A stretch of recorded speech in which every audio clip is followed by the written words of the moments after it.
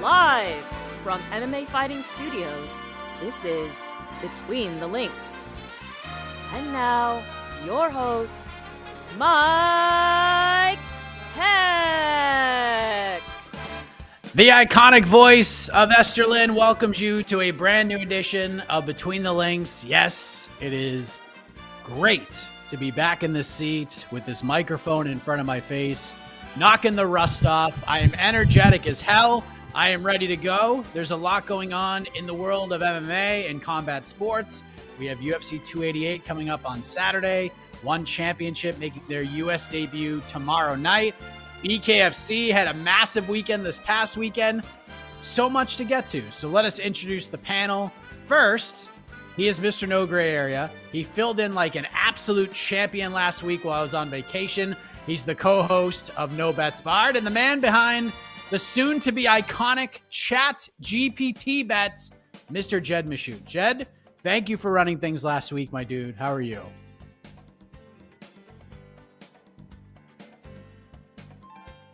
I don't hear him. Oh, no. Name. You can hear me now. Sorry. It absolutely. Sorry, my setup reset itself. What I was saying, Mike, is you make it look easy, but as you can tell, it's not.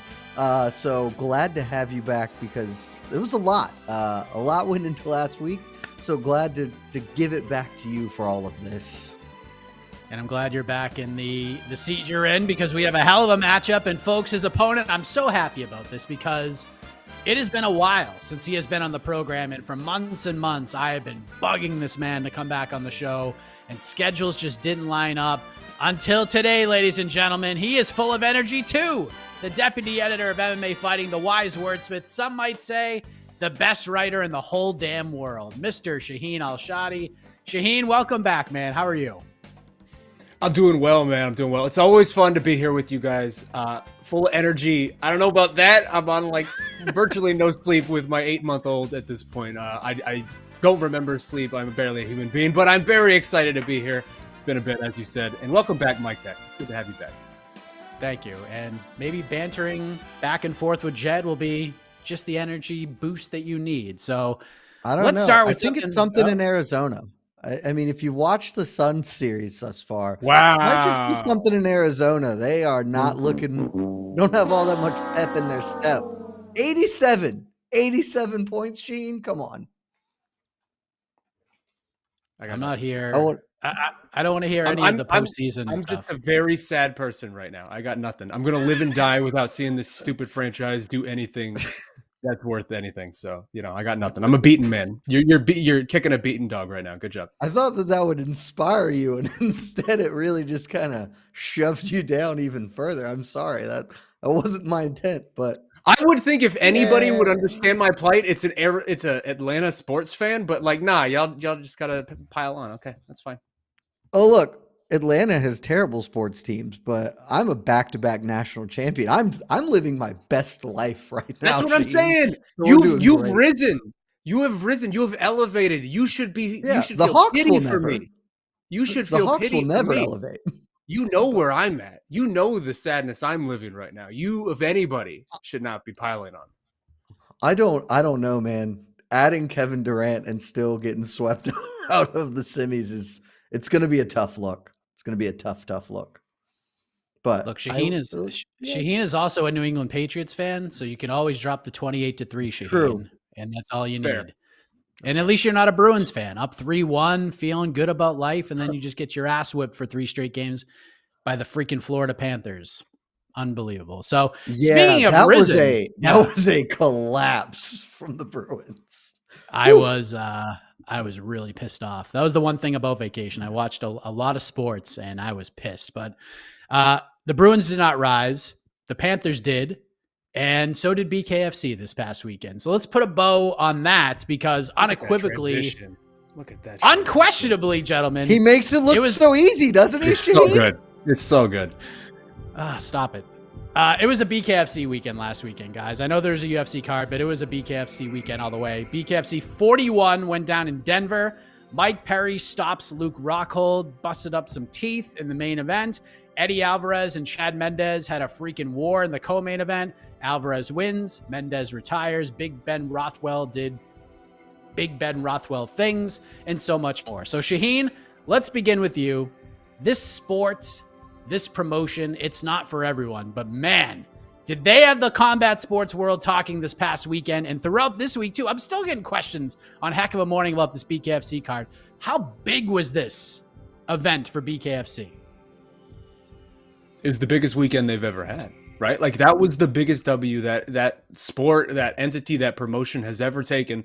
And it came at what seemed to be a very, I'd say, pivotal time for him, right? We saw David Feldman on the MMA Hour afterwards saying, I took out a second mortgage on my house for this. Like they were all in. David Feldman in particular was all in on this weekend. This was kind of a make or break weekend for them. And they crushed it, man. They absolutely crushed it. I mean, we on the website, Mike, you were enjoying a vacation, so maybe you weren't paying super close attention, but it was basically BKFC week all week for the website, because that was what people were interested in. That was what the MMA world was talking about, was this bare knuckle boxing. And they hit it out of the park, man. This was the biggest week they have had. And I think at this point, it's bizarre that we have reached a place where bare knuckle boxing is almost the darling of the MMA world, right? Like they feel like they have so much goodwill within this space that is just so hard to find, right? Like Bellator definitely doesn't have it. PFL doesn't have it. One Championship very much doesn't have it. Like they almost have that. I heard somebody this week, I think maybe our good friend Ariel Hawani said something like this. Like they have that Strikeforce vibe around them, where people wanted Strikeforce to succeed because of sort of the ethos around Strikeforce and how fun it was, and et cetera, et cetera. That's where it feels like BKFC has reached, is people want them to succeed, because we're seeing all these guys come out here and talk about how well the promotion treats them, how much money they're making in the promotion. Again, money that it seemed like, I don't know where they're finding, but it's all these mortgages that David Feldman is taking on this house. And it's a really remarkable success story, because I mean, I think we can all remember when this first started that it A, felt like a flash in the pan, B, felt like very much just sort of this circus-y thing that was just happening on the side. But also, C, I think a lot of us, if you would have asked us 4 or 5 years ago when this started, a lot of people would have predicted that this is going to fail, and that there's a pretty short shelf life on this, and that once the novelty of, bare knuckle boxing, these dudes are fighting with no gloves, once that wore off, that people would move on. But they have consistently been able to raise the bar for themselves and sort of hit these benchmarks along the way, whether it's Artem versus Pauly, whether it's signing like Paige Van Zant, it's getting somebody right at sort of the peak of when that would matter for that promotion, using them up and then moving on. Like they have really played this well. And this was their banner weekend. This was their Super Bowl, and it was everything that we wanted from it, right? It was everything they could have wanted from it. Chad Mendez, Eddie Alvarez crushed it. One of the best fights of the year. And then Mike Perry is their Conor McGregor. And then to be able to pull in Conor McGregor at the end of that, like that was a 10 out of 10, 5 stars, no notes type of weekend for them. And again, it seems like everyone is very happy for them.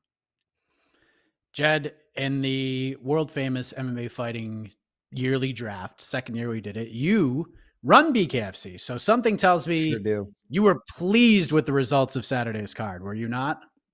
Look, we're doing great. I'm proud of Dave Feldman. I hired him to, step in, run the day-to-day ops while I'm the strategy guy. Anybody who's worked for a startup, I'm the big picture guy. Day-to-day, Dave's doing great. I mean, just look at the engagement. Look at just the joy that the BKFC 41 gave everybody this weekend. I mean, Shaheen summed it up really well. I mean, a little long-winded, but it's his first time back in a while. He wants to knock the dust off. It was a spectacular weekend. All of the fights delivered. They all did exactly what they needed to, and this was a big moment for us at BKFC. We put a lot of eggs in this basket. Not all of them, but a lot of them. And the basket, safe, just sturdy hands, soft palms like Lynn Swan, baby. Nothing cracking out of there. And I think it's paid big dividends. I think we're coming out of this event with a whole different level of momentum. Conor McGregor getting involved, big upping us too, not just being there to watch the fights of his own volition. We certainly didn't pay him anything to go there. He just a fan of the product, guys. Getting in there, doing the face-off helped us, saying afterwards, hey, I could see myself doing something, which if you want to go back to the written or listen to the podcast of the draft, almost word for word why I said we were taking Conor McGregor. Yes, he's the biggest star in the sport, but also BKFC requires a different kind of person. And Conor McGregor is a dude who I think will fare very well inside our ring whenever he does decide to make the transition. So huge weekend for us. Really excited about where we're going and what's next for us, because it's going to be equally as good coming down the line. I can assure you of that.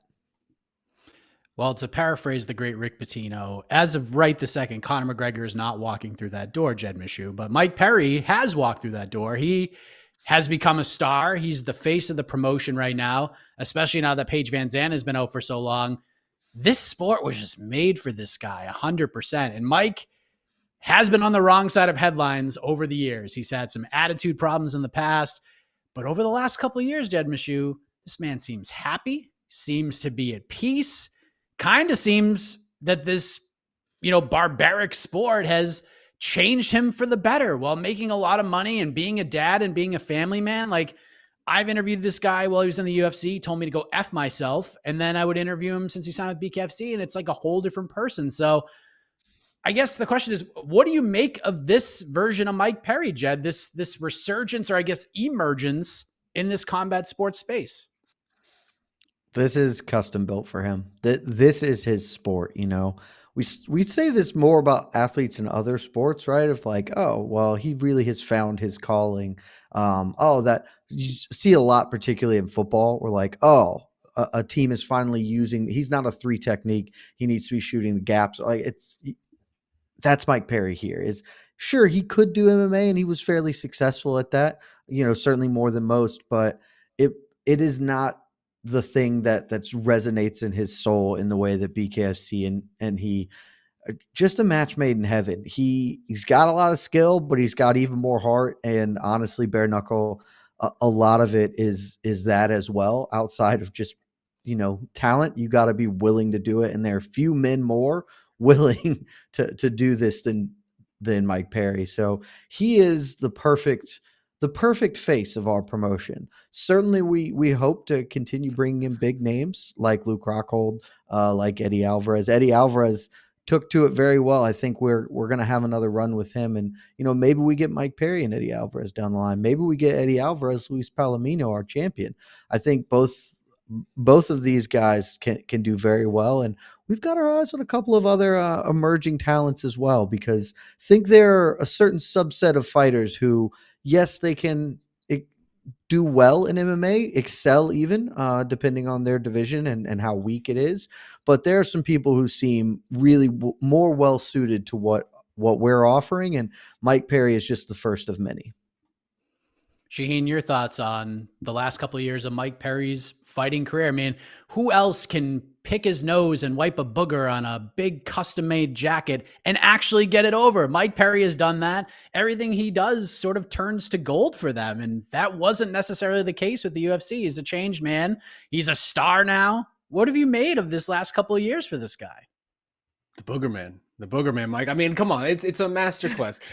Jed is right. Mike Perry was born for this, and to me, that's been one of the most fun parts about sort of this slow evolution of BKFC, but also just the slow bleeding of BKFC into our world, and how the fan base has accepted it and now is sort of really, like, I would say, looking forward to it in some respects.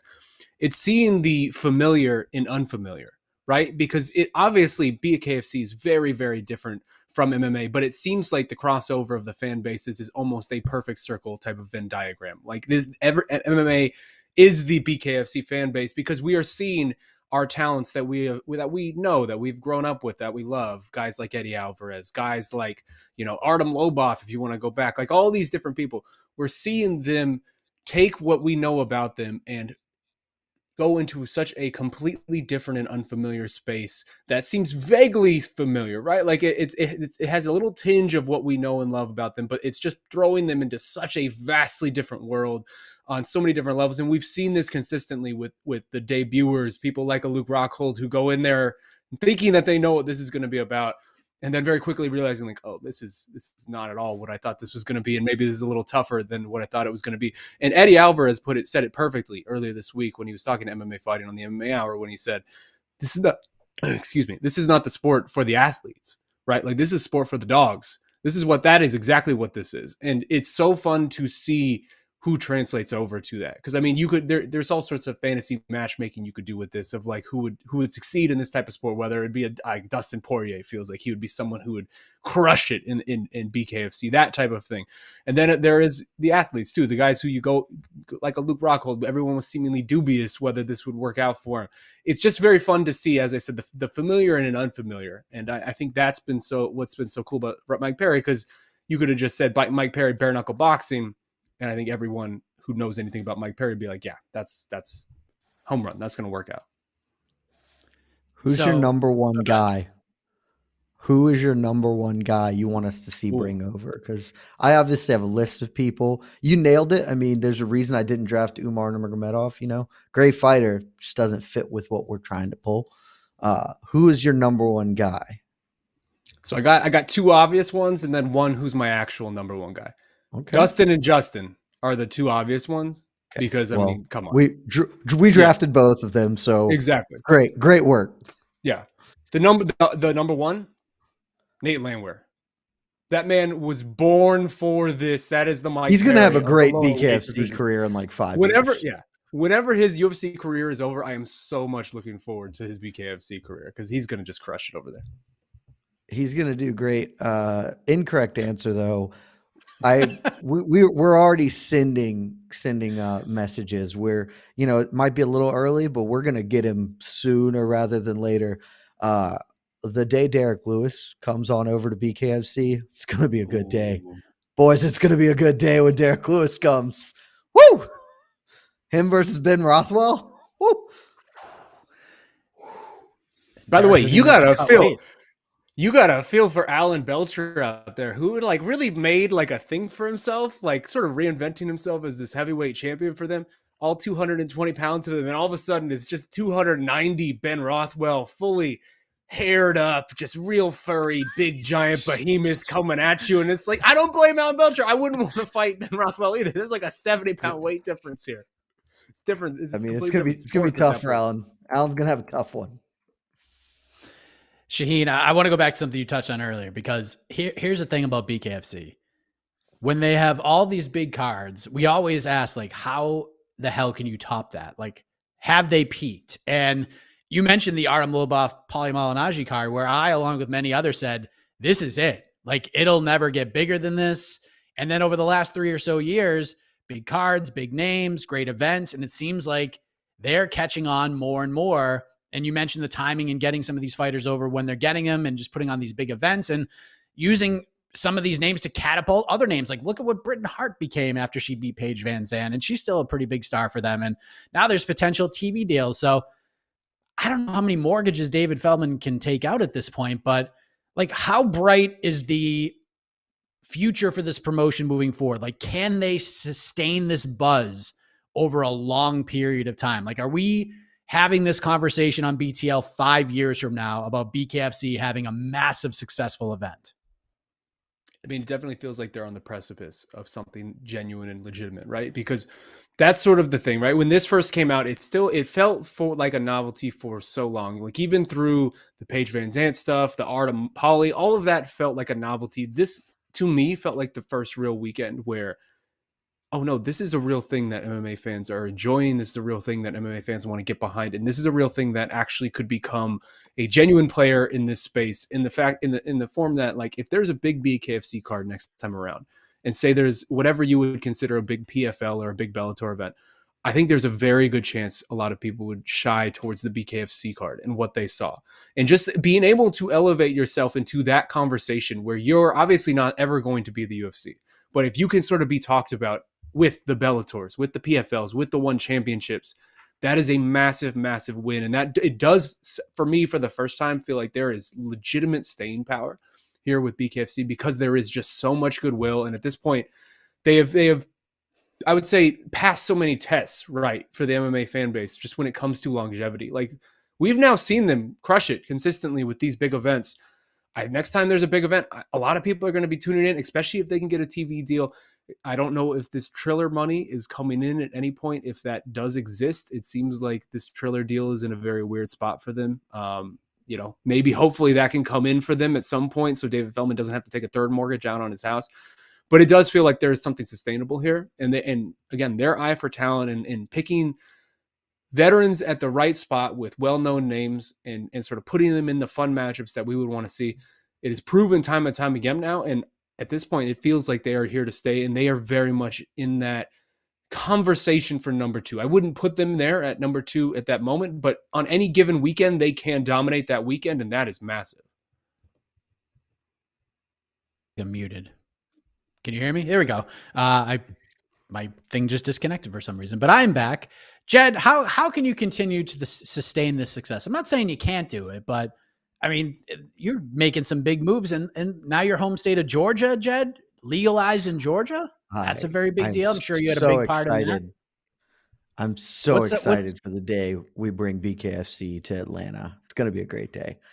Look, we can continue to succeed. The same thing we've been doing. We're not getting too far out over our skis. Yes, Dave did mortgage his house. People do that all the time. It's fine. For an event like this, things like that are okay. But, we were honest. Hey, we don't have enough money to bring in Francis Ngannou. Francis Ngannou would be a huge coup for us, but he's more expensive than we can really, merit at this point in time. We're going to keep doing the same thing. We're going to continue to build with names that develop our own talent in-house. I would like us to pare back our event schedule a little bit more, because we are running about 20 events a year, and it's on the higher end, kind of given where we're at, but we're just going to keep putting out. And the thing about BKFC is not every event is set up to be this monster for us, right? This was obviously a very specific weekend. Do either of you know our event that's happening in 2 weeks from now? Of course you don't. BKFC 42 is headlined by guys you've never heard of. Don't need to wait for you to be like, sure don't. And that's okay, because as long as we have the flagship of Knucklemania every year, that gives us a baseline to work with. And then 2 or 3 more times a year, aside from Knucklemania, we can do big attraction fights like this. That's how we can have a sustainably growing product that's still here for years and years on end. There are other people doing bare knuckle fights, but we are the home of it, and we believe that this sport has a long, long way to go, and continue advancing. I will say, just to add to that, though, because it's part of this conversation, that it does feel like we are in a very major inflection point with BKFC coming up here, because we consistently keep saying Mike Perry is the face of the sport, and I think it's objectively true at this point that he is the face of bare knuckle boxing. Mike Perry is also a free agent. Mike Perry kind of has BKFC over a barrel right now. Yeah, sure. I'm just saying he has BKFC over a barrel right now, and he's about to get the bag from BKFC if they're going to retain his services, because he can point to every metric and everything that we are saying right now, that he is the face of the sport, and it would be a devastating blow for BKFC at where they are right now within this space if they lost Mike Perry. So that is the one caveat I will throw to this, that I feel like this is a very sustainable product moving forward, but it is so important for them to maintain Mike Perry's services. And it's insane that is a sentence that just came out of my mouth. I would not have thought of that 3 years ago, that would be something I would be saying, but it is so deeply important to BKFC right now in this very moment that we are at, that they cannot lose Mike Perry. Like that is very, very important. I have no concerns about us retaining Mike Perry. I mean, look, we pay great. Ask any of the fighters you've ever talked to. What's the first thing they say is, man, you guys are doing so much better than my time with the UFC or XYZ. We're going to get Mike back. Don't you worry about it. We're going to continue building. It's going to be a very, very good time for all. Hey, if you're Masvidal, you're giving Mike Perry a call right now. Get him on bare knuckle, get him on the boxing cards. The payouts are public and they're just redonkulous for former UFC fighters. So we will take that. Because that's one of the founding principles of our company, is the reason we have this goodwill is because we're here for the fighters. We understand what the fighters want and need. We support them as much as we can. But if ultimately we can't come to an agreement with Mike, that will be worse for us. But I'll just be honest. Do we think Masvidal's hanging around for a long time? Because I don't know. Look at the seats they're selling for his events, baby. They ain't doing it like we're doing it. So if Mike needs to get a quick bag over there, that's fine. We will still be here because we are built for the long haul. And Mike is welcome as long as he wants to. Fair enough. Well, let's move on. Shout out to Song Yidong for his big win, but we don't have time to talk about that. So the point for round one goes to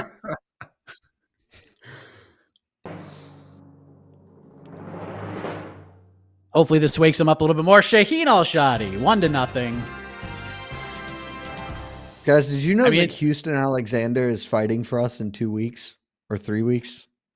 Is that true? I did not know he's undefeated. That. He's undefeated. He's undefeated. 51-year-old Houston Alexander is for real when it comes to bare-fisted combat.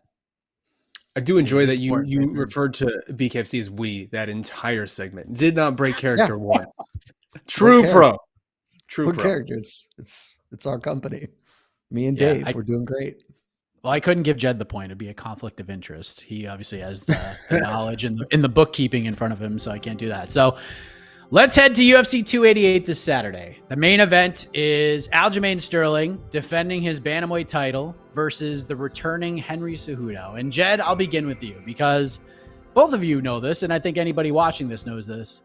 I hated this idea. You can go back to the UFC 280 post-fight show in October. I got red in the face, angry about this idea. You can see how much I hated it. But since then, this seed that was just ugly and yucky and disgusting, and I wanted to pick it up and throw it in the trash, and it didn't make sense, has over time just been watered and bloomed into this like weird flower where I take it to floral shops in the area, and even the most experienced florist expert is like, what the hell is this thing? It doesn't make sense, but it has bloomed into something that just fascinates me. It is now fascinating me. That's what this fight has done over time, Jed. So where are your excitement levels for this fight right now? 2 days away from it. That's an insane metaphor. What a setup. That's incredible, Mike. I got to tell you, my enthusiasm is nowhere near your enthusiasm for this fight or apparently for horticulture in general. So I feel like I'm missing out. I feel we talked about it at the time. We said, this is a terrible fight. Stupid, doesn't make sense. Who benefits? What's the point? Blah, blah, blah. I largely feel the same. It's here, and I am intrigued, certainly. I will say that I'm the closer this fight's gotten, the more just I have no real idea what the hell's about to happen on Saturday. And so that always will make me at least interested. If I am genuinely just don't know what's about to occur, all right, you've piqued my interest. I still think this is a dumb fight. Still think it's a stupid fight. Still think if Henry Cejudo wins this fight, he is at most going to fight Sean O'Malley, and then he is going to hold out to fight at featherweight. So you are running a very real risk of just jeopardizing your bantamweight title for a considerable amount of time, which in my mind, a little payoff. I don't know what this is going to do numbers wise. Henry Cejudo has never been like a real big draw historically, and neither has Aljamain Sterling. And I don't think when you add two guys who historically haven't been big draws that somehow two wrongs make a right here. So I suspect that this isn't going to do gangbusters. And so I still don't understand the promotional benefit because this is the kind of move to me. This is like, you guys remember when Matt Hughes fought Hoist Gracie and it was insane and everyone was like, this is really dumb. I don't know why we're doing this, but like, okay, it's also kind of interesting because never thought about it. And there's nobody else for Matt to fight right now. That's when you do this fight, when there's nobody else. Bantamweight has no dearth of contenders. There is, in fact, a number one contender who's been jumped over for this in Sean O'Malley. There's a whole host of other dudes coming up. Merab Dvalishvili is probably the best bantamweight on earth, and he's not going to hold the belt for at least 18 months, because we're doing side quests at this point. So I still think the fight's dumb, but I am genuinely interested because there are some very curious X factors coming into this fight, and I don't have any idea how it's going to play out. Yeah, I don't think this is the fight that should be made, but as it's grown, I am interested because I have no idea what the hell is going to happen. But Shaheen, where are you at with this fight? I think I'm on the same level as you, Mike. My plant maybe is not as bloomed quite as bit as you, but also I came from maybe a better starting point than you. You hated this a little more than I did, but ultimately, this felt like the wrong fight in the moment. We asked, I remember very, very clearly that post-fight show of telling the UFC, just do the thing. Like, why are you not doing the thing? Put Sean O'Malley in this. You've been waiting for this opportunity to put Sean O'Malley in a fight like this. It's strange that you're not right now in favor of Henry Cejudo. But as we draw closer, I mean, it is one of those things where you come around to it, right? Because Jed put it perfectly. Any fight of this magnitude, featuring talents of this magnitude, where I actually don't have any real sense of what this is going to be, what this is going to look like, how this is going to play out, that is inherently interesting. And that is sort of where this is reached. Is this fight is inherently interesting because there are so many questions revolving around Henry Cejudo in particular, but also just this matchup and what this matchup could look like, and really who Henry Cejudo is at this point, right? Because I think we all can agree that Henry Cejudo made a giant mistake 3 years ago when he retired as a ploy to try to suck more money out of the UFC, and the UFC said, hey, thanks, Henry, we're good. And by like 2 days after that had already moved on and figured out new plans. Like, that was maybe a giant misstep for Henry Cejudo, overvaluing his worth. But I will say, to give credit to Henry Cejudo, over the time he has been gone, over these 3 past years, I feel like he has maintained a steady presence within the sport, just through coaching, through content creation. Like, this man has stayed relevant to a degree that he was able to parlay that into this fight now. And now we reach, a very interesting, I hate to use this word again, but inflection point for Aljamain Sterling, right? Because this is someone who has never been embraced by the UFC public, by the MMA fan base, despite the fact that he is objectively one of the best bantamweights we have seen. I'm not going to do the GOAT conversation because that is stupid and tired and no one wants to hear it.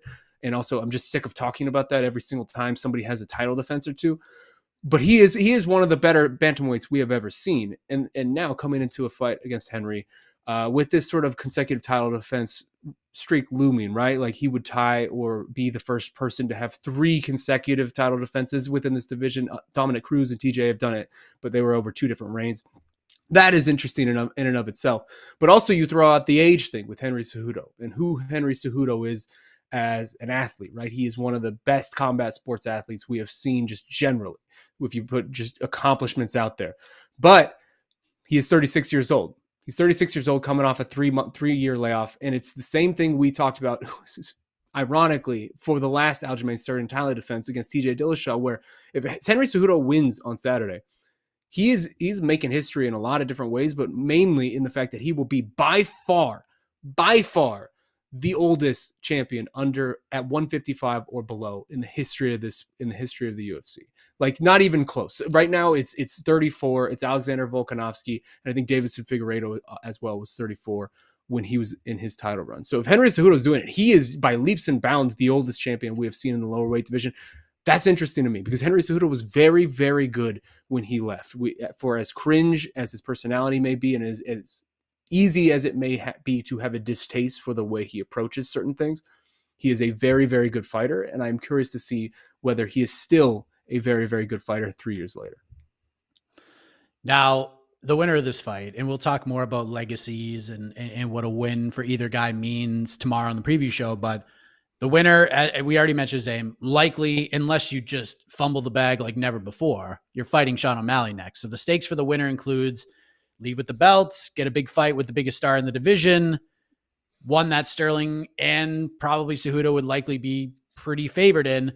But the man who doesn't win, Shaheen, someone brought this up on Heck of a Morning this morning. The man who does not get his hand raised, where does that person go? Like, where does Aljo go? And maybe the more interesting question, where would Henry Cejudo go if he loses on Saturday? That to me is the biggest question of all of this, right? Because it's very clear what Henry's goal is. He's been very open with it. It's Sean O'Malley, then it's Alexander Volkanovski. And as Jed mentioned, I think a lot of us are loath at the idea of Henry Cejudo just stalling out this division that very much does not need to be stalled out right now, with how much talent is behind them and how many contenders are coming up through the ranks, especially younger contenders. If Henry Cejudo loses, though, that's a great question, man. Is he in this for the long haul? Because I don't know that he is. He is in this obviously to try to become a featherweight champion. That is his ultimate goal. And if there is a hurdle that is put in place in front of him, if he loses this fight and it's like, okay, you just got to work your way back up now, I don't know, because Aljamain Sterling has he talked to our own Damon Martin earlier, I think last week, but it came out this week saying, I have 2 fights left, very likely at bantamweight. It would be Henry, Sean, and then move up and clear the way for Merab. So for Henry, at that point, it's, hey, I'm going to wait around for Aljo to leave, and maybe I can position myself to fight Merab for that title when Aljo does leave after the Sean O'Malley situation. But again, that's a lot of ifs and buts and candy and nuts, and I don't know if Henry Cejudo is here for it. It doesn't seem like he would be if that ultimate goal is taken away from him. So I don't know. Only Henry can answer that, but I would be surprised if at age 36 Cejudo is willing to stick around and build himself back up to another title shot. Jed, do you agree with that? What happens if Henry loses this fight? 3 years, the layoff, you're coming back. He looks good, man. Like, I saw some of the photos, and I saw Eddie Cha's Instagram story yesterday with Cejudo taking the photos with the fight shorts on. Dude is in shape. He looks ready to go. But what if there's a real world out there where Aljamain Sterling just beats him and beats him emphatically? Like, it could happen. Where does he go if that does happen? The first thing that happens is I'll laugh. I will laugh long and I will laugh loud. I may never stop laughing because, God, it will be funny. The second thing that will happen, there's 2 outcomes. One, if the fight is very close, then he'll probably try and get back to a title shot. He'll probably, like, if he loses, if it's controversial, he'll just lobby for a rematch, which just shoot me now at that point. But if he loses a contested fight and he knows that, all right, Aljo's moving up, he may try and fight Petr Yan and get himself back there. I think the more likely outcome is if he loses, what I would advise him to do is to just go to featherweight. He does not care about a bantamweight title fight. This very obviously doesn't mean anything to him. This is a means to fight Alexander Volkanovski because he recognized he wasn't going to get to do it. So this is how he can make that thing happen. So if this is no longer an avenue towards that, his next best option is to say, okay, you guys need to find someone to fight Max Holloway because God knows he's just staying around and is a problem. I will fight Max Holloway. And if he can beat Max Holloway, then boom, he is a ready-made featherweight contender. So I think that the overwhelmingly likely thing here is that if he loses, he just says, YOLO, going up to featherweight, going to try and fight Max. We'll see if that can happen. With a very small possibility that he sticks around one more fight, maybe 2 more fights at bantamweight if he can finagle it, or he just retires. So I think that that's the likely outcome. And similarly, if Sterling loses, I think he just bumps up to featherweight immediately. All right. Well, all right. Same question for the co-main event, Jed, because we know where the winner of that fight likely goes between Gilbert Burns and Belal Muhammad. They'll get a title shot in their next fight, whether they jump Colby or wait for the winner of Leon versus Colby. But you feel like the man who wins that fight is going to get a title shot next, maybe the backup fighter. Belal said he refuses. He wants to be a front-up fighter. Love that quote.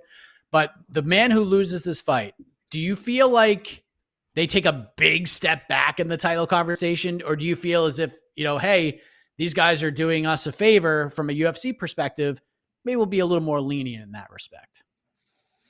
When does the UFC really do favors for people other than, for some reason, Colby Covington, which I still honestly don't understand? No, whoever loses this fight is never fighting for a title again. So that's just the facts, man. Like, Gilbert Burns is 36, and if he loses, he's done. Great career, just never going to fight. Got a shot at the belt, almost did something, didn't. He's done. If Belal Muhammad loses, he's going to need 13 fights to get a title fight, because I am extremely unconvinced that if Belal Muhammad wins this weekend in a classic Belal Muhammad fashion, that he is getting a title fight from this. I am exceedingly unconvinced of that. So the loser of this is a total catastrophe for their title hopes. The winner, hopefully they will get one. They will have earned it. I am not at all confident that they will get one given the lay of the land at 170 right now. Shaheen, do you think it's that dire for the fighter lose? Let's just say Gilbert Burns wins, right? And Belal has to go fight Shavkat Rakhmonov. The plan the UFC had right out the gate. Then he ain't getting a title fight if he has to fight Shavkat Rakhmonov. I'm just painting a damn picture here, Jed Meshew. What if Belal just has a great night and beats Shavkat? Like, that's got to get you back up a pretty big notch to title contention, does it not? So do you feel like the loser of this fight is just out of the picture altogether? Or do you feel like the short notice nature of the fight, kind of adding a 5-round co-main event to a card that desperately needed one after losing the Charles Oliveira, Beneil Dariush fight, do you think the UFC takes that into account? This division is in such a stupid place right now, man. I hate where this division has reached. It shouldn't be. It shouldn't be a great place. It is such an unforced error. It is so ridiculous where we've reached, to where we are talking about this week, the idea, like the stakes in this fight, which again, both guys really like pushing all the chips in. Like both guys are really putting all this momentum that they've built into this fight and just saying, screw it, we're going to ride or die with this. The stakes are what? Like the winner gets to sit around for a year and maybe at some point in first quarter, second quarter, 2024 challenge for the title when we've completely forgotten about this fight entirely. Like maybe challenge for the title like that. Colby Covington and Leon Edwards aren't even going to fight until October or November-ish range. And then you have to give, whoever wins that time to recover, time to rest, time to enjoy themselves. Maybe it's a close fight. Maybe the UFC just decides, hey, it's close enough. Colby lost kind of close. We can throw Colby into a rematch. Like the stakes in this fight are so fake at this point and so non-interesting and non-exciting that it's a real shame. Because especially Belal, Gilbert is one thing, right? Because Gilbert is out here. He isn't on some crazy long streak. He's coming off a really nice win just in the last pay-per-view. So like he is doing the damn thing by really trying to high roll twice in a row. But for someone like Belal, where this is like 4 or 5 years worth of work for this man, this is basically his entire career this weekend right now is coming to this point. And if he loses, it's over. Jed's right. Like Belal Muhammad's going to have to win 20 fights in a row to get a title shot if he loses this weekend. This is the UFC's best chance. And it has seemed like the UFC has been trying everything in their power to get Belal out of this conversation with the way they have booked him and the way they consistently continue to book him. This feels like their best chance to sort of forever get rid of Belal in this conversation, which is a real shame because this man has done nothing but take hard fights, take what the UFC's given him, not lose in 10 straight fights, which is almost unheard of in the welterweight ranks. And yet if he loses against against Gilbert on 2 weeks notice, having not been training for a fight at all, and I think that's very much it. That is the end of the conversation for him. And it's so stupid. It's so stupid that this is what we've done with welterweight, that this is the place we've reached. But that's the reality. And I wouldn't say the loser is forever out of it, but if the loser's Belal, he's forever out of it. I think there's maybe some way that Gilbert Burns can work his way back into some sort of equation, but I think there's a pretty good chance that regardless, the loser on Saturday, it's kind of the end of the rope for their title conversation. They're cooked. That kind of They're sucks. just cooked. They're just it sucks. It kind of sucks. It sucks. That's the thing. It's what Shaheen said. The stakes aren't fake. The stakes are real, but they are not fighting for something. They are fighting not to be thrown in the pit of despair. Because I genuinely don't think the winner of this is getting a title fight.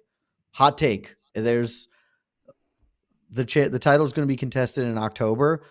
Sometime between now and then, Kamaru Usman's going to fight like Shavkat Rakhmonov, and I guarantee you, Shavkat Rakhmonov beats Kamaru Usman. I don't give a shit what Belal Muhammad does in this fight. He could hit a buggy choke, and it's just not going to make a difference. That's the thing. Over that, that's the thing. The timeline of this is so stretched out to where you could have whoever wins this on Saturday could have the most impressive performance of their life.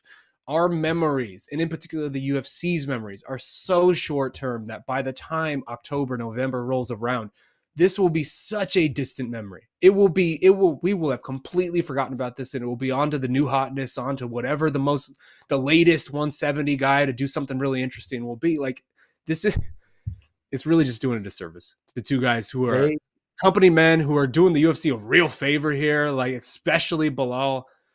It's just a bummer, to be honest. Their best hope is that Colby Covington comes up injured, because winning this will move them sort of into backup range, but backup range ain't going to hold for a year. And that's the timeline they're looking at. Like they are. I was thinking about this while you were talking, Shaheen, and Mike, love your thoughts here as well. Mike, we've we've shared some words about Belal Muhammad and his inability to do the thing when he has a mic in front of him after a victory. I believe he's going to beat Gilbert Burns this weekend. I don't even know what he could say on the mic though. Like who can he call out in his post-fight speech? What can he do to advance himself? Because I have no clue. It's not a call out. It's listing every possible thing that he has done over the last 4 years and creating such a compelling case with such energy and fervor that it endears the audience to him and just creates some sort of memorable moment that he can continue consistently point back on, which, what are the chances he's going to be able to pull that off? I don't know. That's a hard thing to do for anybody. Just don't call out GSP and don't call out Israel Adesanya, and I think you'll be okay. And it wouldn't shock me if he called out either of those names the way he's been doing the call out thing. But I like listening to you guys talk, and I said this earlier this morning, I really wish they just did the stupid Jan Blachowicz Paulo Costa fight in this spot, because why are we rushing this? Yeah. Why is this happening right now? Yeah. Why is it? I don't just get happen it. with full camps. Yes, this is the fight July title fight. Yeah, this should be like an August fight or something. Like this is just, again, it's doing a service to both guys, especially Belal. Yeah. It could have been the co-main event to whenever Leon and Colby fights. You could do 5 rounds there. Like, I just, kudos to both guys for stepping in and saying yes. Like, good on them. And they deserve tons of praise for stepping up like this. But it didn't have to happen here. It did not have to happen. I would not have advised them to do this. I don't know who's advising. Gilbert, I think Gilbert maybe has a little more because he's not riding a huge win streak. I would have told Belal to fake an injury. I've just been like, yeah, I can't make that. I don't, that is not viable for my timeline. I'll do this fight in July, but because you're not going to they aren't your friends, man. Your bosses are not your friends. They are not here to do you a solid.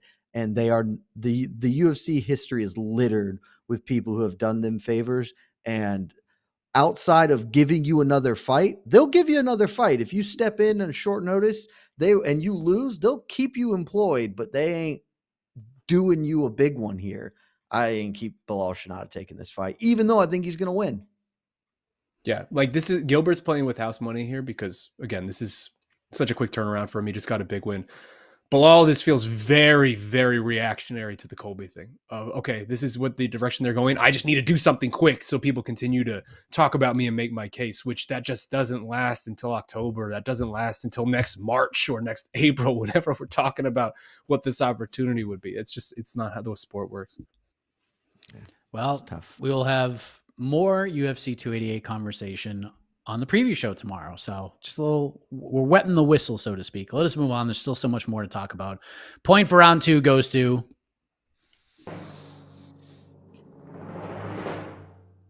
out of despair, Jed Meshew. He's out of the pit of despair, the sea of despair. Well, you the pit of despair is where I do my best work. I'm out here swimming with the streaky eels. That's what I'm doing. Now, let's move on to the 2 best heavyweights in the world right now, because they have both made headlines this week. The fight that got away, Francis Ngannou and Jon Jones. And we'll start with Francis Ngannou, Shaheen, because we have the man behind one championship, Chatri Sityodtong, coming out and getting ahead of things with Francis and his free agency. I thought the man behind one championship was right there. Well, yes, so you would have incredible insight to this, Shaheen, and screw you for drafting John Anik, but that's beside the point. But your guy says, you know what, we're not even going to make the man an offer since we're essentially not on the same page. And he threw out a whole bunch of crazy facts and numbers that seem to be argued by many in the know. And Francis, at this point, still no deal publicly in place for a boxing match or for an MMA promotion, and people have had their opinions on social media, Shaheen, haven't they? The media, you guys destroyed this man's career. Francis destroyed himself by turning down $8 million a fight from the UFC. Francis has failed free agency, and on it goes. Shaheen, what has been your reaction to all of this? Not surprised. I mean, this is typical, right? Like we called this sort of in the moment when all this happened initially with Francis, that like, hey guys, this is sort of the game plan that's going to follow from here. Like, this is what's going to happen if something doesn't change. Like, if he doesn't sign something very quick, this is the way that this is going to play out. In particular, if Jon Jones wins over Cyril Gane, because anybody who's been in this industry long enough knows and has seen it, that this is an MMA industry overall, but for the most part, the fan base is a UFC centric fan base, and the fan base rides or dies with the UFC and goes to bat for the UFC over and over and over and over again. And Dana White's talking points become law at a certain point, and that's just the way that this all works. So this was very predictable, but the way that everyone has sort of turned on Francis, it's I can't think of I don't know that I have the right word at the moment, but it's just so typical, and it's so silly. Silly is maybe the best word, because it's only been like 2-3 months. It hasn't been very long. People just expect things to happen very quickly, and maybe, this guy's taking his time a little bit more. But also, it's the thing that it's what we were talking about almost with the David Feldman thing with Bare Knuckle and now One Championship. It's all these promotions sort of framing it as if we turned Francis down, like we decided that we didn't want to work with Francis, when in reality that's not actually the case, and that's just a little bit of PR spin, and that's just the way that they're sort of saving face within themselves.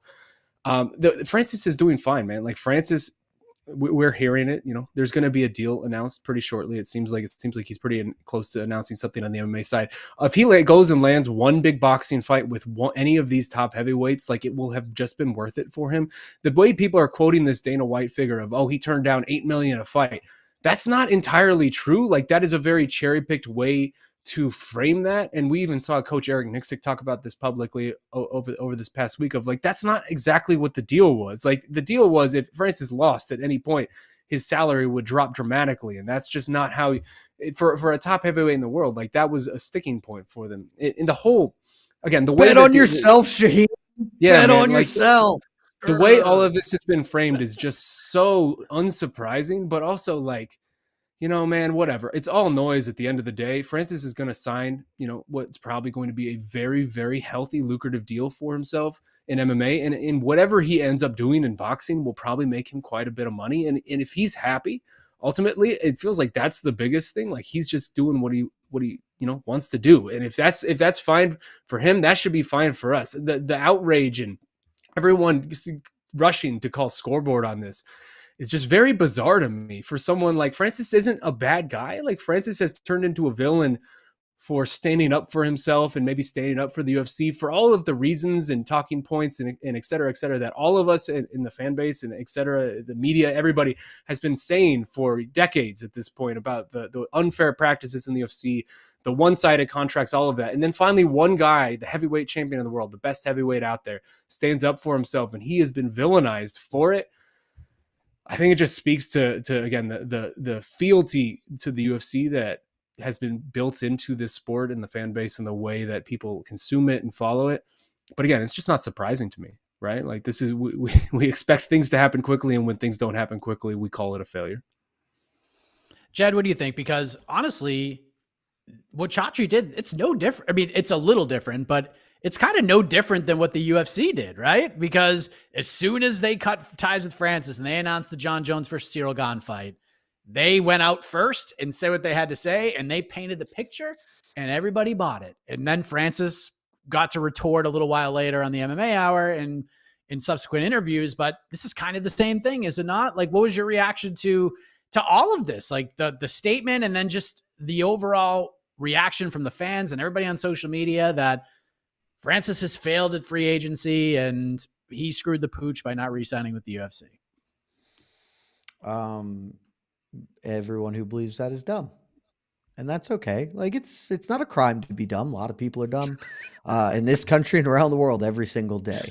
I would just encourage you to be aware. If you are one of the dumbs, just know it, know your role, and try and do better. That's really the thought here, because look, promoters are awful people. Just as a rule, almost exclusively an industry catered to terrible human beings who themselves cater in, at best, half-truths. And that's not an indictment of the current landscape of promoters. It is a true reading of the profession over the history of it since time immemorial. There are at most like a handful of people whose job, like on their business card, said promoter, that wasn't a dirtbag. Now there's everything's a scale. You can be more dirtbag, you can be less dirtbag, you can be Don King, you can be Dave Feldman. There's a range in there. But anytime somebody is tripping over themselves to throw somebody else under the bus, you should ask yourselves why. Who is benefiting from this man who ostensibly has billions and billions of viewers? That's the part really, Mike, that got me. And the wonderful Ariel Helwani talked about this on the MMA Hour yesterday. The part that gets me is the same people who are part of the joke. We all make the joke. I love the joke about one FC and the ludicrous statements that Chatri makes regularly. And those same people who are in on that are like, oh, this one, ironclad. That man is rock solid. Never told a lie. Abe Lincoln over there never told a lie in his life. Obviously, this is unreasonable, and it's for all the reasons Shaheen said. I mean, it's predictable what's come about. I would also just say that you guys are idiots outside of just on its face. Like, he's gonna sign with the PFL probably for a good chunk of change and with the options that he wants. And the most important thing of all of this, because I think this is really where the disconnect is maybe the biggest, is that there are an awful lot of people out there who just look at numbers and say $8 million is an absurd amount of money. And it is. That is so much money. Dana White made like $600 million. So, whatever, but that's neither here nor there. $8 million per fight, as long as he's the champion, is more money than I'll ever make in my lifetime. And it's hard to walk away from that. The question is not one, is that a lot of money? Is that his value?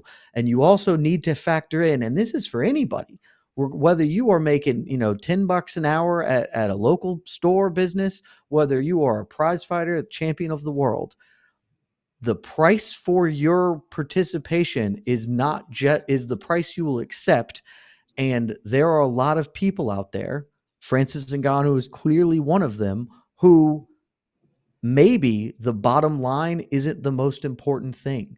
Maybe taking a pay cut to go somewhere else where you have a happier workplace, a healthier business relationship, just people who believe in you and aren't terrible surrounding you, that might be more than 8 million per fight or 20 million, whatever the fake offer was.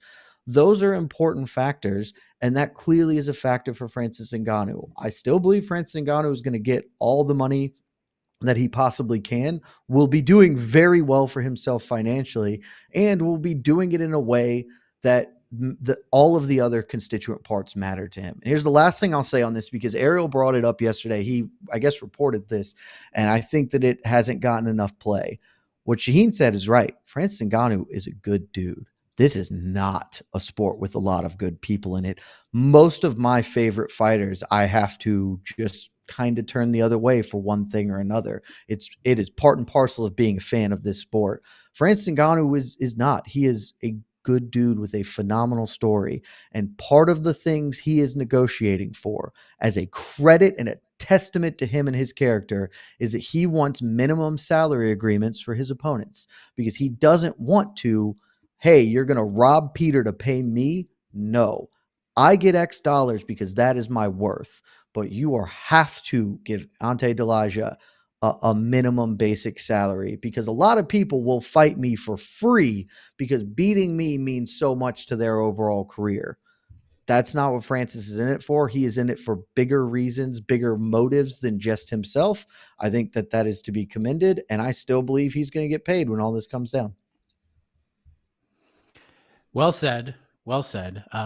Speaking of pillars, Jon Jones did an interview with Fox Sports Australia earlier this week, sort of doubling down that the upcoming targeted fight with Stipe Miocic, should he beat Stipe, that's sort of all he needs to be fulfilled. Jed, you're laughing. All right, literally just this moment, Francis Ngannou tweeted, "Don't panic, guys. Everything is under control. #have faith." Just shout out to Francis Ngannou. Clearly, he was watching. You're welcome, Fran. You're welcome, Big Franny. I got you, baby. We got Sadiq Yusuf 1 week asking questions and commenting. Now we got the heavyweight champion of the world, the real heavyweight champion of the world. But Jon Jones, who actually is the UFC champion at the moment, apparently this is going to be it, Jed Meshew. This is going to be it. He's going to fight Stipe. He wins. He's done unless two things happen. One, they give him like 10 bags extra to fight Sergey Pavlovich, which is unlikely at best. Or if Francis Ngannou comes back to the UFC, which as of right now still might seem less likely than that. So do you believe him, Jed? It's a hard guy to, walk around in his head and try to make sense of it all. But what did you think when you saw Jon Jones kind of doubling down? Stipe's it unless Francis comes back or I get a floppity $1 jillion. I don't buy it just because I think it's a good thing to say, and it would make sense. His career, if he fought, he beats Ciryl, gets the title, and then beats Stipe, the GOAT. That's a very clear story arc, right? Like he's done. That's 28-0 or 28-1-1 or whatever. It's 30 total fights, never been beaten. It's a very, very clean arc. I think that there are a couple of things that make me think it won't happen. One, he can't really be wait for Francis, right? Unless Francis gets re-signed immediately, he's gonna come up here. He's gonna beat Stipe, and then is he just gonna hold the belt? At some point, Sergey Pavlovich gets to fight for the title. So he either, if he's then relinquishing the belt, then him fighting Francis is not for the title. Should that come to pass in the future. So I sort of just don't really buy that shaking out. And I've said it for a while. I think there are a couple of very appealing reasons for Jon to stick around. The first is I think he thinks he can beat Sergey Pavlovich, because I sure think he can beat Sergey Pavlovich, because the one time a human being has taken Sergey Pavlovich down, they beat the hell out of him. It was Alistair Overeem, who at the time was already washed. Don't know what Curtis Blades was doing. No idea who told him that he was going about business the right way. But I don't think Jon's stupid enough to try and swing shots with Sergey Pavlovich. So I think he can look at the lay of the land. He can beat Stipe. He can say, I can beat that dude. And how much does that add to the legacy? The name, not enormous, but there's a young murderer that everyone thinks is the next coming. Okay, I beat that guy. And then he looks at it and he's like, all right, I am now officially 29-0 that with 2 heavyweight title defenses. You guys are 29, I guess 1-1 or whatever. I one more win and I beat Khabib. I have more victories in my career than Khabib does, who clearly upsets him that people believe Khabib has any claim to being the GOAT. And 2, I get one more title defense and I've tied the heavyweight title defense record. I can beat a Jailton Almeida. I could cook him. I can cook anyone else in this damn division. Tommy Aspinall in London. I think the allure of what he can do for his legacy is too much. I think he comes back even after beating Stipe. We have some breaking news, everybody. Our friends from Bellator have made a move. It's not Francis Ngannou, but they have re-signed Chris Cyborg. She's back with the promotion. Multi-fight deal.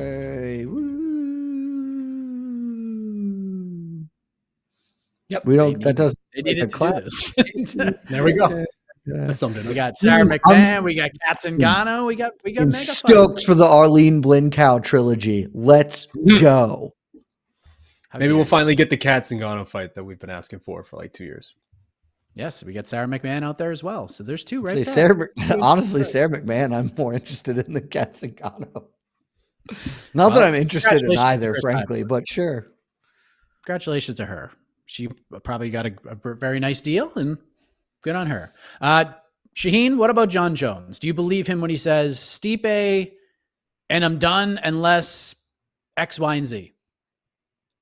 I half believe him, right? Because Jon Jones is a smart guy. Like the way he has played all this out, he on top of it. He has hit every check mark that he could have hit in terms of just playing this out the smartest way possible for him to come in here, take the time off, and then win the heavyweight championship. And now we all consider him in a different vein than we did several months ago. That being said, I think there is an element of this being leverage. Obviously, if you're Jon, I mean, we've seen Jon over the last few years. What was the reason he held out? It was ostensibly to gain weight, to be a heavyweight, but realistically, it was because he wanted a bigger payday. He wanted to make, if you remember, Deontay Wilder money from Dana White, and which was scoffed at the time of like, why would Jon Jones make Deontay Wilder money? Why would one of the greatest MMA fighters of all time, if not the best, make the same money as maybe like the third best heavyweight boxer?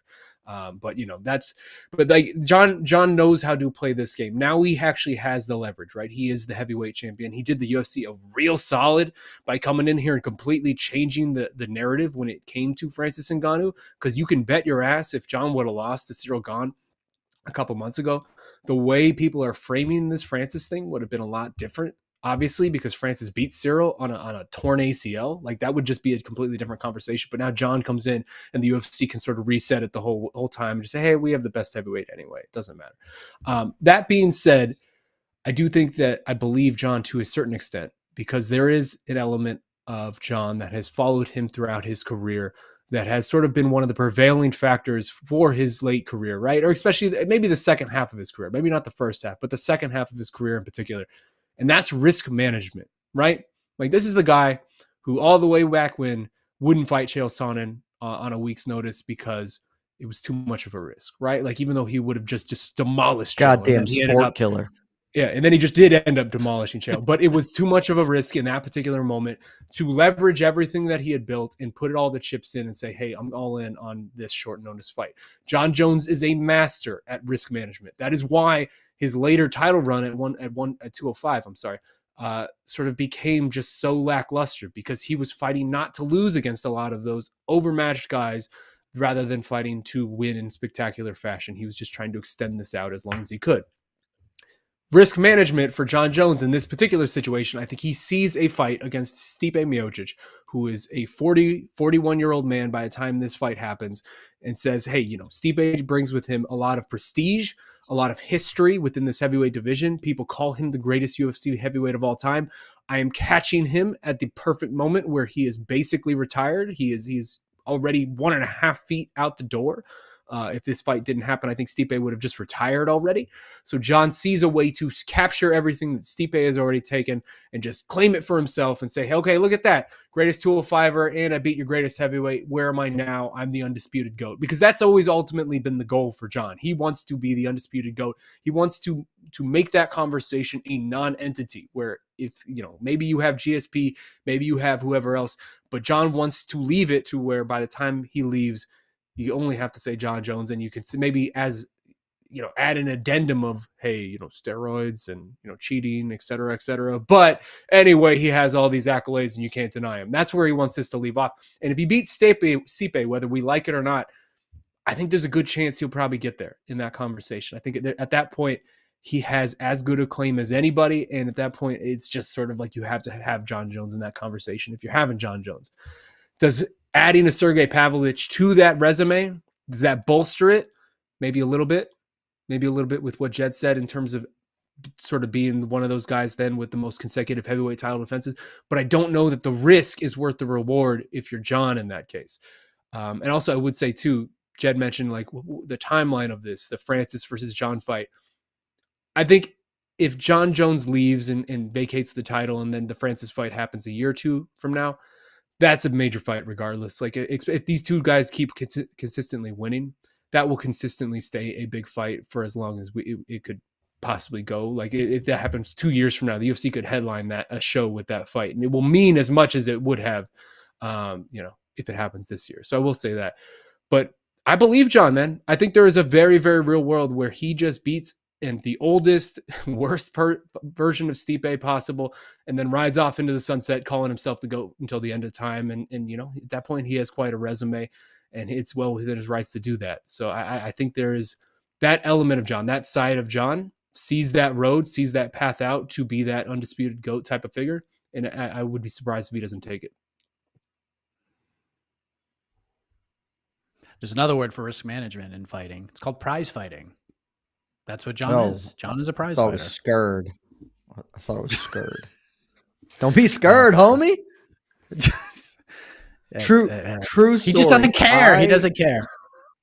Don't be scared, homie is probably the most significant MMA quote of my life because I never once used the word homie in like real life. And then I started using it ironically. And now it's just one of my everyday phrases. Don't be scared, homie lives forever in me. No two people in the history of this sport have contributed more to the lexicon than the Diaz brothers. No, They've not changed not the even way close. they have shaped the way we talk about this fight sports in a way that no one else has over the past 30 years. John, don't be 100%. scared, homie. Fight Sergey. Let's go. Well, let us move on. We'll see what happens with Jon Jones. The point for round 3 goes to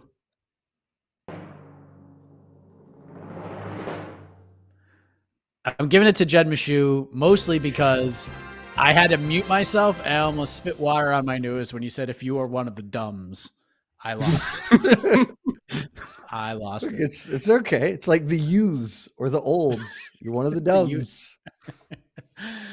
So speaking of one championship, they are making their U.S. debut tomorrow night, gentlemen, and there is definitely interest. Chatri continues to say things about the success of this promotion that reports say otherwise and all of that, but now heading to the U.S., this is something they've been talking about and envisioning for a very long time, and it's finally happening. So Jed, we'll begin with you. We get Demetrius Johnson versus Adriano Moraes 3. There's a lot of other big names on this card. We get the return of Sage Northcutt, Roberto Soldic, so forth and so on.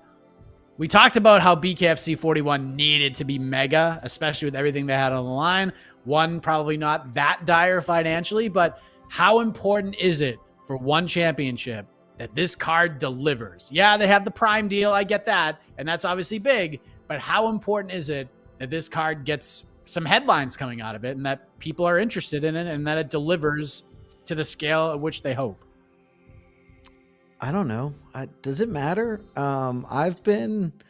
I feel a little bit off on this one, right? Because that's been a narrative. Hey, this is the US debut. It's got to be big. I mean, you would want all of your events to be successful. To me, look, I am not a man to take Chatri at face value at all because I'm not one of the dumbs. But I do think that when him talking about signing with Amazon and how that was going to revolutionize their company and to some extent the industry, I actually agree. I was like, oh, that's the biggest thing that you have accomplished by a country mile. And so, look, they want to do well, but if the Broomfield, Colorado arena or whatever isn't sold out, I don't think that will be like a huge negative for them because their business is largely comprised of doing shows on Amazon. And so, yes, they have made it part of the narrative, but I am not sure it matters that much in general because they have been largely putting on events that are they're not like sticking to Southeast Asian time zone market in that regard. So I think that they want it to do well. I don't think this is make or break for them at all because I think that they are in a very good place having one of the biggest streaming services on the planet already as their benefactor, I guess would be a way to phrase it. So, and I think that they're telling us that as well, because this is a card that is they've put a little bit extra into it, but this is not BKFC 41. BKFC 41, the actions of Dave Feldman and our board of trustees told you this matters because we've assembled this like a knuckle mania, basically. This is big. Look, DJ Adriano Moraes, great fight. You've got Rod Tang coming on. You've got Stamp Fairtex, Roberto Soldic fighting a guy he's going to obliterate, Sage Northcutt. Like, you've got names, but this is not a fully strapped up, the best one can possibly offer. And I think that they know it, that, yeah, we want this to be good. We're going to put a little bit of extra love and care into this one, but it's not make or break for them. This is just the next step forward on the inexorable path to being the 1B of MMA promotions. Shaheen, do you agree with that? Because it seems like Chatri is like, they're not like hop, skipping, and jumping into the U.S. Chatri's been very vocal, like, we're taking over here. Like, we're coming in and we're planting our flag here in the United States, and no one's going to be able to stop us. Or the they need a better flag than this one, then. And billions of one championship fans. So do you agree with Jed that this is in essence like a house money card? This is just an introduction, if you will. You're telling me Chatri was making wild, hyperbolic statements that can't possibly actually be true? That seems crazy to me. I don't know who you're talking about. That doesn't seem like him at all. No, Think I about mean, how fun life would be if you were just fully credulous to everything MMA promoters said. Like, how nice would your existence be if you never like question them? Like, oh yeah, take that at face value. Sure, got it. Be so great. What a great way to go. I want to live in that world. I want to live in that world. So No, I mean, happy. this certainly isn't Chatri took out another mortgage on his house type of situation. Like this, or refinance or whatever he did. That's certainly not what this is. I mean, DJ Marias, I think there's a way you could look at that fight and say that's the best fight of the week. Realistically, right? Like, I mean, DJ is DJ. He's the flyweight GOAT. He's one of the greatest fighters of all time. I think you could very clearly just say, hey, that's the best fight of this whole lineup, 282 included. The rest of the card is what it is. I mean, this is who one championship is, right? You got a Muay Thai fight in there. You got some submission grappling in there. You got a little taste for everybody. I do like the Wikipedia vandals have made it so that Rodtang is fighting Mikey Musameni for his Muay Thai championship, which that is very much not actually the fight, but that would be a hilarious fight to watch because Mikey is not that guy. But either way, I don't think this is some make or break for them. This feels like a big moment for them. Certainly, this is going to be one of their bigger events of the year, if not the biggest. But I don't think it's some seminal like this needs to succeed in a real, very real way. Otherwise, we're bankrupt. Otherwise, we're selling off parts here. Like this is one championship is who they are. They're successful for what they do on their part of the world, and they have a fan base regardless of whether we like it or not. I mean, our own, just anecdotally, like our own Stephen Morocco just recently took a trip to Vietnam for vacation, and he said he didn't really see much UFC regalia over there, but he did see a lot of one championship regalia. So like what they've done has clearly been successful for their market.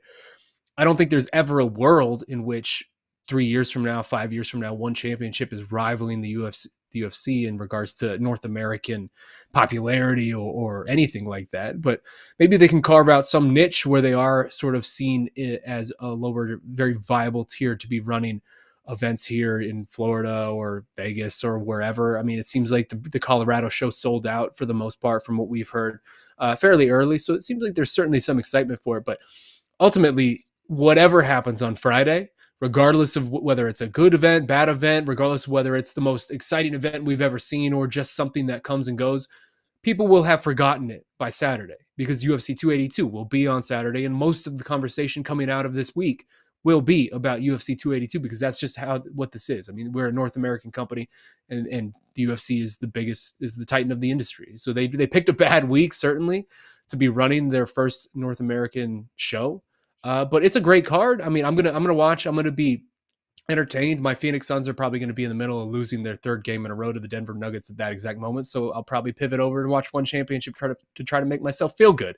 But for the most part, I mean, I think this is a card that will deliver, and I'm always excited to see DJ. That trilogy fight is very intriguing to me. The DJ knockout in the sequel was one of the knockouts of the year in my eyes, and just another testament to the incredible legend that man is. He consistently continues to just be so underappreciated, and just also there is like a really nice poetry to the way the schedule has played out, where we have DJ on Friday and then Henry Cejudo on Saturday, and both of these guys have kind of created a really interesting, cool, and just, I don't know, like you like to see it type of relationship, frenemy almost relationship over the last few years between themselves. Obviously, there's a lot of history there. So, I think this is a big event for them, but I certainly don't think it's some sort of massive, this needs to succeed or we're all going home type of thing. Oh, yeah. I mean, that wasn't, if I presented it that way, it's not what I meant. It's not. Listen, they get so much, I mean, floppity jillion dollars, billions and billions of fans. This is just a dent. You know what I mean? That Amazon money, baby. Exactly. They're fine in that Amazon sense. spent like $500 million on that dog shit Lord of the Rings show. They can chuck up the roster for one in their sleep. Yeah, I mean, this is like WWE, AEW right now. Like AEW doesn't really grow. It's just like the same people watch every week. So it'd be like kind of that comparison more than BKFC, whose founder is taking out and refinancing and taking out extra mortgages on their house, going legitimately all in. Obviously, one is not in that type of situation, but still, I think it's important for them to have a good card just to try to grow their audience a little bit more because people are going to be watching. They made a big deal out of this. So, all right, let us move on. We are running out of time. Maybe move on. Maybe we're done. Point for round 4 goes to. The suspense is killing me. Shaheen Al-Shatti. They need a win in Arizona, so let's give them round 4. They do. I'll take a pity win. I will take any sort of win I can get at this point. A pity win works for me. Arizona needs something. I mean, you just saying, I'll be watching, and my Suns will probably be losing their 3rd straight game, and then you wipe the single tear away, and I just couldn't deny you the point there. That means, in a shocking turn of events, we're going to the knockout round. One question will decide it all, and something Shaheen said a couple minutes ago has inspired the question that I've just come up with. I had some ideas, but I'm changing everything between what Shaheen just said and what I heard on BTL last week with Jed's question, stumping Mr. Brian Campbell, which I never thought would be possible. That was so shocking. That was stunning. The man who takes 5 minutes to answer a 1-minute question. Didn't see it coming had nothing at all. Really to say. So I feel like this one might actually be a good one. So, Jed, you're the guy who was last appeared on the show. So what are we doing here? Do you want to go first? Do you want to pass it over to Shaheen? I want to give Shaheen the choice. I'm going to defer the choice to Shaheen. Because if he wants to win, I want to let him figure out the best way that Arizona can finally put a W up there. I like it. What do you think, Shaheen? Just pass it over. I'm gonna pull a Jet. I'm gonna defer it to you, Mike, because Arizona clearly makes terrible decisions consistently. So I'm just gonna pass the buck off to you. All right. Pass it to Casey. Pass it to Casey. Pass it. I'm going to give it to my dog. Shiloh. No. Jed, I'm going to go with you. Go with you. Because I feel like you could set the table really well here. Like, I really think you could set the table really well. So, I hope so. Here's sort of the question I came up with. Because we have the Game Bred Bare Knuckle card. We obviously got the UFC. We have other promotions that are in play that could potentially drop some news or do some things that would get reactions out of people. So, what I would like you to do over the next 60 seconds is I want you to make the case for what will or could be the best headline on MMAfighting.com this weekend. Could be anything. Could even be a boat, Jed. It's up to you. Could even be a boat. Love a boat. 1 minute on the clock. It could be hilarious. It could be great. It could be whatever you want it to be. The floor is yours. Go. I'm just going to take the one that immediately jumped to mind, and it's a topic we already discussed. The headline is going to be Francis Ngannou signs with the PFL. I do believe that is very close to being solidified, and when it comes all of this, Francis screwed up. Francis fumbled the bag. All that's going to go out the window almost immediately because he's going to have a good base salary with it. It might not be the $8 million per fight or whatever those numbers are. It's going to be a good amount of money. It is going to be tied to pay-per-view, which maybe won't yield a ton with PFL, but more importantly, it's going to be tied to Jake Paul. Wouldn't shock me if the old Most Valuable Promotions got into the Francis Ngannou boxing game and helped create those kind of boxing super fights that we thought Francis could maybe get one of. I don't think get many, but he can get one of. So Francis Ngannou signs a non-exclusive deal with the PFL for his MMA services. That's the headline. Okay, I like it. And it would be just hilarious if that got announced, if they pulled an A-Rod during the Red Sox about to win the World Series, that they just announced Francis signs with the PFL like right before the UFC main event starts. Just be incredible theater. They announced it with another diss track from Jake Paul, but Francis is in this one. It's going to be great. That'd be incredible. See what we've done with this headline conversation? We could have gone so much further with this. Shaheen, you've had time to sort of digest this question, and you can go whatever way you want. So 1 minute on the clock. Go. First of all, I will say I'm stunned that on this very Cejudo heavy hating show between two people who really hate the Henry Cejudo thing, that the headline wasn't that Henry Cejudo gets his comeuppance and sort of we all laugh at it. Also, I don't know that Francis Ngannou signing with the place it feels like everyone expects him to sign with imminently would be that big of a headline at this point. I think it'd be a surprise if that wasn't sort of how this all played out. Kind of bizarre pick there for you, Jed. Personally, the best headline out of the weekend would be Phoenix Suns miraculously pull it 2-2. Kevin Durant and Devin Booker go off for 100 points each, and somehow this is a series again, but I don't think that's going to happen. So for me, headline of the weekend, Demetrius Johnson seals the deal, pulls off knockout of the century, retires as one of the greatest we've ever seen under a shower of confetti, and he gets a big, one championship trophy, and it's just a big celebration of DJ. That to me feels like a really fitting way for this weekend to work itself out. There you go. Opposite sides of the spectrum, from a heavyweight going to PFL to a flyweight / bantamweight, depending on how you rank them, over in one championship. Jed? Shaheen, I'm not looking at the poll. You may win. That's just it's a long headline. It's a bold strategy to go with a man who couldn't get headlines when he was the best flyweight in the world. Like, I will ride or die for DJ always. I do not care. Love him. Great dude. Just bold statement. So tying your hopes to that. Interesting choice. I respect the Michael Scott-esque headline. People are going to do. You got to live your truth, Jed. People are going to do what the people are going to do. Yes, it's true. I also like how you filibustered the first 40 seconds while you thought of your answer. It's like, that's what you got to do sometimes. Yeah. He spent 20 seconds crapping on your pick. Another 20 seconds hoping to send some good juju to the Suns. And then the other 20 coming up with the correct answer. So you can vote now. That's just debate strategy, baby. I got to make you look bad before I look good. I'm saying I saw you. I saw what was happening there. Shaheen with the Michael Scott Dunder Mifflin PR headline that just never ends. It's just icing. Cherry on top of the sundae. I'm here so for vote the pity now. vote. I'm here for the pity vote. Arizona's taking L's left and right. I got this losing record up here in the BTL box. Like I need the pity vote if I can get it. The man hasn't slept in months. I mean, come on, man. Oh Jesus, you're not even kidding. Yes. So vote now for Jed, who sleeps great at night, or Shaheen, who doesn't get enough sleep.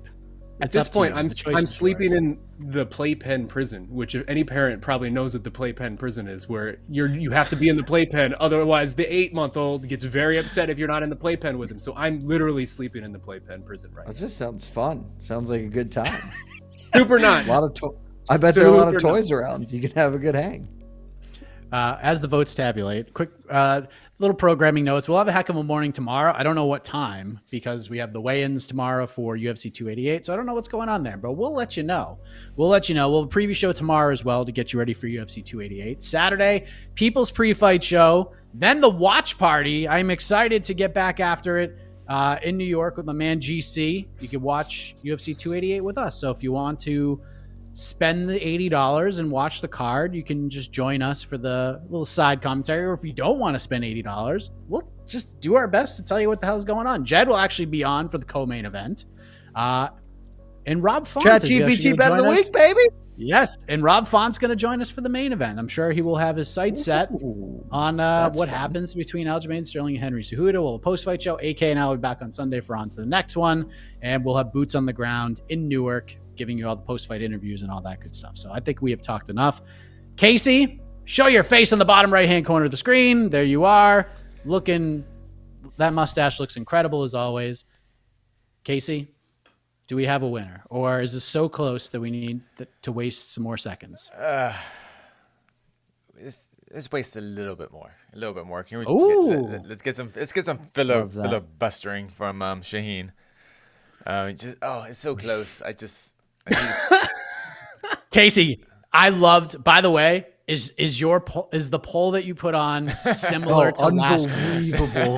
No, I didn't go. I didn't go back to back. More votes than like anybody. It was great. Yeah. Casey had like 14% of the vote. Yeah. I did. Who'd I beat? I think I beat Jed. Who'd I beat? I think you beat both. Jose. No, Brian might have had like 40.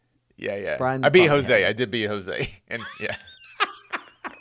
You know those morning combat dudes. Yeah. They roll deep in the poll games. They do. I think Drake Riggs got more votes than Jose too. Yeah, Drake travels. Drake travels with peeps. No doubt about it. It's good fan right. base. Yeah. Yeah. They're loyal. They're very loyal. All right. We have a winner. Your winner today with 52% of the votes is... Ooh. I feel like I know where this is going by how depressed Casey is. Yeah, I couldn't hide it. Jed Meshew. Jed! I wanted it for you, Shaheen. I tried. We did everything I we was could. thinking the same thing, Shaheen, too, but I've previously thought that and been wrong. Just like, maybe not. Maybe Casey's pump faking us. Well, I'm sorry. congratulations, Jed. The hosting chair to the winner's circle. What would you like to say? I actually have something that I prepared this time, so I'm excited about it. Because I'd like to take this opportunity to reach out directly to Aljamain Sterling. Aljo, look, I'm not your biggest fan, but I'm not your biggest detractor. I was one of the few men at this website who maintained you as the #1 bantamweight in the world for the entirety of your reign. So take that and understand that what I'm about to say is it's with love. Be a better friend, Aljo. Be a better friend. I believe you're going to beat Henry Cejudo, and you have spoken openly. Then you're going to fight Sugar Sean O'Malley, and then you're going up to 145. Your buddy's waiting. Might be the best bantamweight in the world. He's probably, if not the best, the second best. And he's not getting any younger. It is tough to succeed in this weight class, and the longer you make Merab Dvalishvili wait, the less of an opportunity he has to be a champion, to get those championship checks that you've already been getting. So, after you beat Cejudo, bring Merab into the cage with you, hand him the belt, and walk out. Say, guys, I'm going to 145. I'm going to be cage side for Volkanovski versus Yair Rodriguez, and I want the winner because it is my right and it's Merab's time. Be a good friend, Aljo. The sport is depending on you. Wow. I mean, I think we can all take something away from that lesson that Jed Meshew just gave us. Shaheen, I know you're disappointed, but any final thoughts? I mean, is there really any more disappointment that could enter my body at this point? I just expect pain, sadness. I've had, 34 years of nothing but that. So it's just par for the course. I mean, you could lose to AK. That would be worse. I have. Oh, I have. Don't worry. Oh, that's right. Never mind. Think of the good times. Hit the music, Casey. Think of the days when you signed Kevin Durant, when you get the trade and you're like, yes, this is it. We have ascended. Think of those times, the happy times. We had Slack messages, lots of them, when that signing happened. But we wish you luck, Shaheen. All the best to the Phoenix Suns. All the best to the Boston Celtics. We don't need to send our best to the Atlanta teams because none of them make the postseason anyways. Go Dogs, that is baby. all for our show. And go Eagles now. Let's go Eagles. Yeah.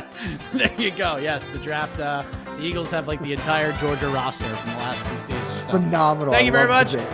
Back next week to react to UFC 288 and the weekend that was. For Shaheen, for Jed, Casey, I am Mike Heck. Thank you for watching. Good night, everybody. Love y'all. This has been Between the Links, an MMA fighting production on the Vox Media Network.